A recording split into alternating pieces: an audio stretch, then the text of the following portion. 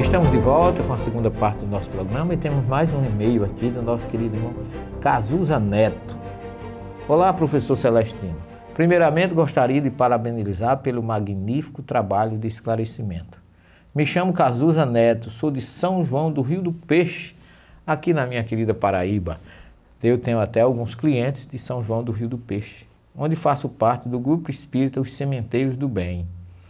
Através do seu programa e de suas obras, adquiri muita vontade de estudar as Escrituras Sagradas. Por esse motivo, envio este e-mail solicitando um esclarecimento sobre a primeira carta de Paulo de Tarso aos Coríntios, especificamente no capítulo 13, versículo 13. Em algumas Bíblias, principalmente nas católicas, pude perceber que nessa passagem está escrito: portanto, existem estas três coisas: a caridade, a esperança e o amor. Porém, a maior delas é a caridade. Já em outras Bíblias, principalmente nas protestantes, nessa passagem, no lugar da palavra caridade aparece a palavra amor. Professor, analisando as Escrituras, qual é a palavra certa? Amor ou caridade?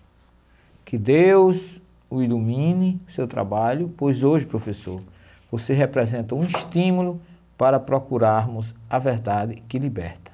Se possível, peço que o senhor me responda por e-mail, dizendo a data e a resposta que foi ao ar. Muito obrigado pela atenção. Um abraço, Cazuza Neto. Meu caro Cazuza, eu peço desculpa porque eu recebo realmente muitos e-mails e nem sempre eu tenho condições de responder, porque senão eu só iria fazer só isso.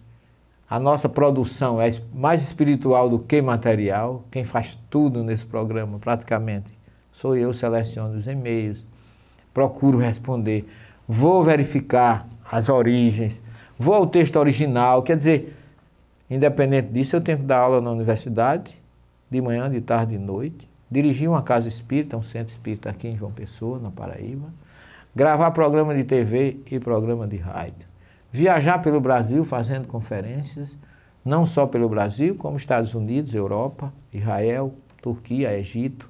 Então, não me sobra um tempo muito suficiente para responder os e-mails.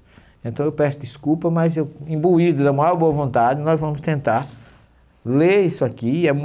O seu e-mail é muito interessante, porque a carta de Paulo aos Coríntios é uma carta muito importante, é uma carta que, se você não sabe, mas Paulo teve muitas dificuldades em Coríntios, foi graças a Coríntios que Paulo tomou algumas atitudes, algumas decisões, porque quando ele chegou naquela cidade da Grécia, ele encontrou muitos ídolos, muitos líderes, e ele diz, indignado, que Deus não poderia estar em ídolos de prata, de ouro, de bronze, de barro, de ferro, que Deus seria um ser espiritual. Discutiu com muitas pessoas dali, foi ridicularizado, e aí Paulo rasga suas vestes e diz: a partir de hoje, o que acontecer será culpa de vocês.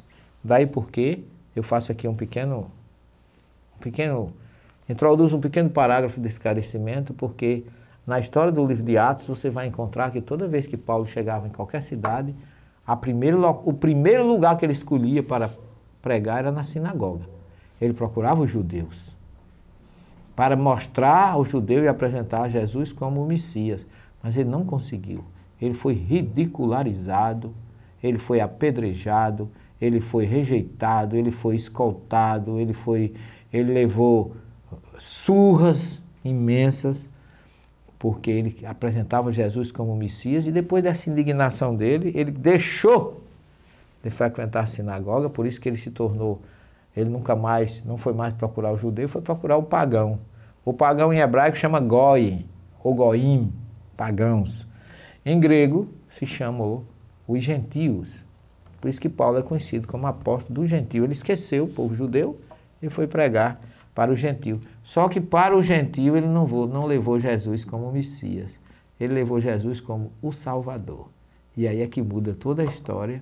Mas isso aí a gente vai oportunamente esclarecer com a nossa obra, o Cristianismo Primitivo, pelos caminhos de Paulo, João e Maria de Nazaré.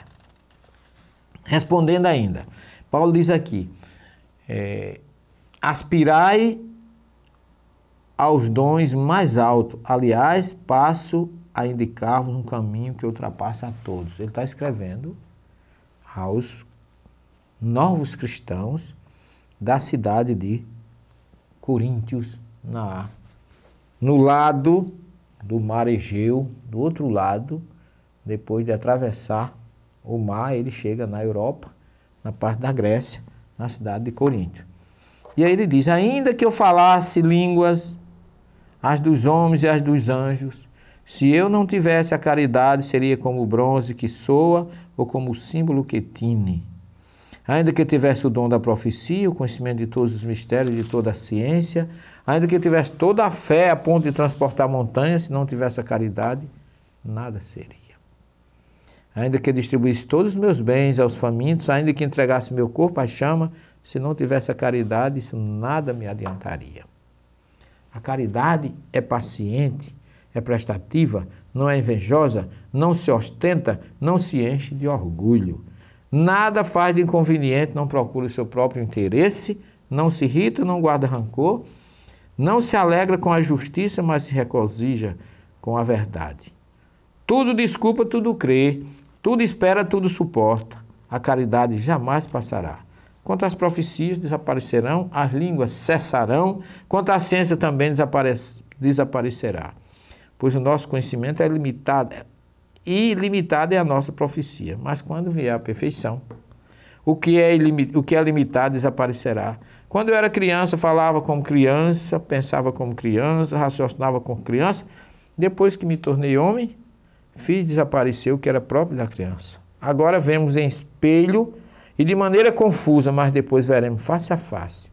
Agora meu conhecimento é limitado, mas depois conhecerei como sou conhecido.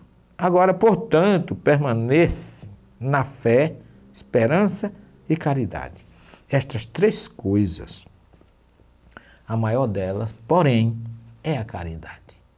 Isso é o grande recado de Paulo, que nós vamos esclarecer melhor na terceira e última parte do nosso programa, porque Bob já me deu o sinal ali que esgotou esse bloco do nosso programa. Não sai daí um minuto só, que nós vamos entrar nesse detalhe já já.